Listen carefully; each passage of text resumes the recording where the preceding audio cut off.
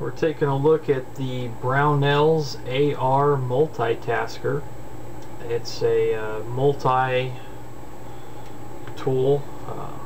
pair of pliers here, designed specifically for the AR series platform. Has a pair of long needle nose pliers here. On the inside of them, about half of this section here is serrated, where the other half right here is smooth. There's a wire cutter in the far back area right there. They're non-spring loaded, so they open and close pretty smoothly, just like any standard pair of needle nose. To access all the accessories, you need to fold it up so that you can access them. The first accessory here is a Tanto knife blade. You'll notice all the accessories in here are all coated black. This one comes pretty sharp right out of the box. Nice sharp point if you have to puncture through something, cut open packaging or something for a new toy you've bought. This has a little liner lock. Just push that to the left, fold the blade back, and it comes in. Next up here is a wrench specifically designed for the LaRue Tactical adjustment tension nut on their throw levers.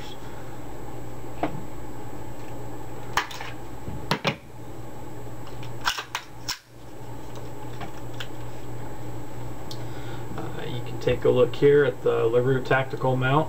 That's the nut that this is designed for right there. That will pretty much just go on like that. Then you can tighten the nut, loosen the nut if you need to make some adjustments on the range like that.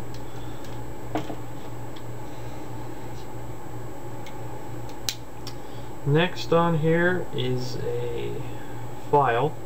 You'll notice a lot of times when you open these, all the other tools will come out with it. I guess that's not necessarily a bad thing. You can just push those in and hold a finger on them while you open it up. This has a coarse file on one side and a real fine file on the other side. The tip here has a flat edge and then a beveled edge on there, and that's designed as a carbon scraper. They pretty much cut that one so you could go inside the bolt carrier and scrape carbon there if you haven't been running a lot of lube and it's all dry and you're getting carbon deposits in there. You can use that to clean that out. The last tool on this side is another scraper. This one is a 90 degree. It's flat on the outside with a bevel inside, so you can get into places and scrape gunk, debris, whatever you might need to get out of there with that.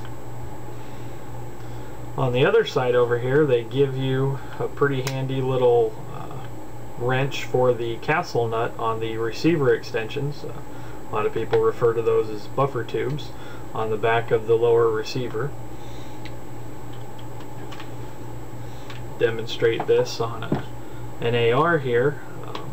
This part back here, the castle nut, this would just go on to the castle nut like that and tighten it up if it became loose.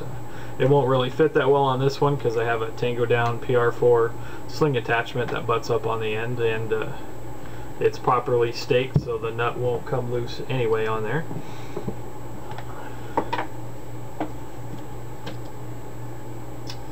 A lot of times on the range I've seen a lot of those nuts come loose if it wasn't properly staked from the factory, or somebody didn't think to do it after they bought an AR that it wasn't done to.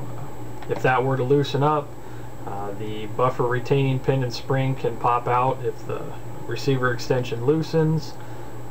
Get in the trigger group, bind stuff up, the buffer will not be retained and it'll want to bounce around in there. You'll have issues taking the weapon apart.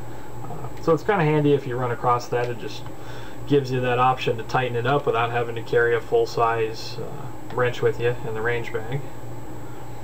The last tool they give you on here is a long tube here with 4 prongs on the end, and they designed that for the A2 front sight assembly.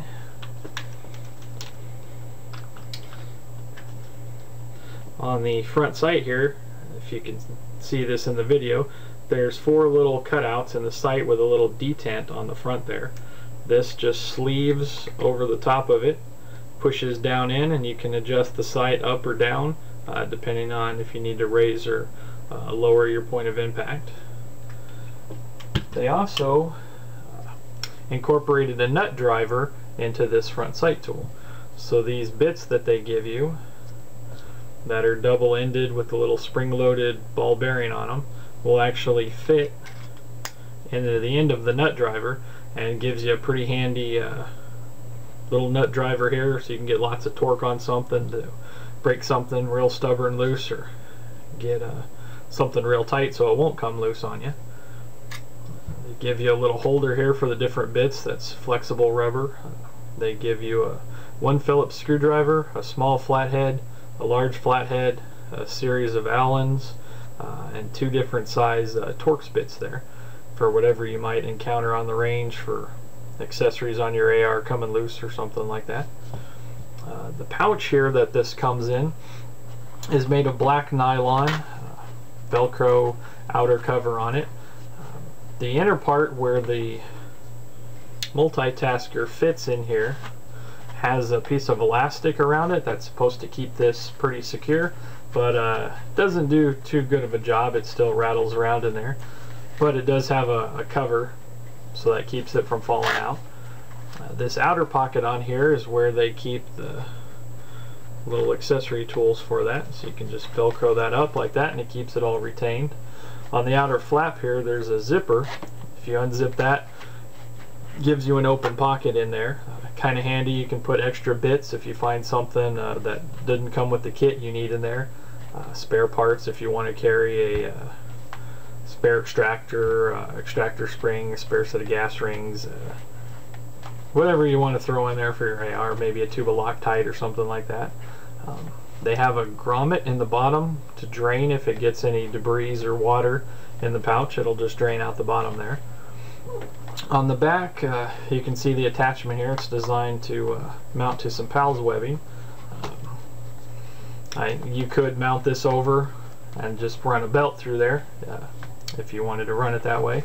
Me, I just leave it in behind there buttoned up, and then I just throw it in my range bag next to my MDOM kit mat, so I can keep all my AR spare parts and tools in a nice little work mat all together in case I need it.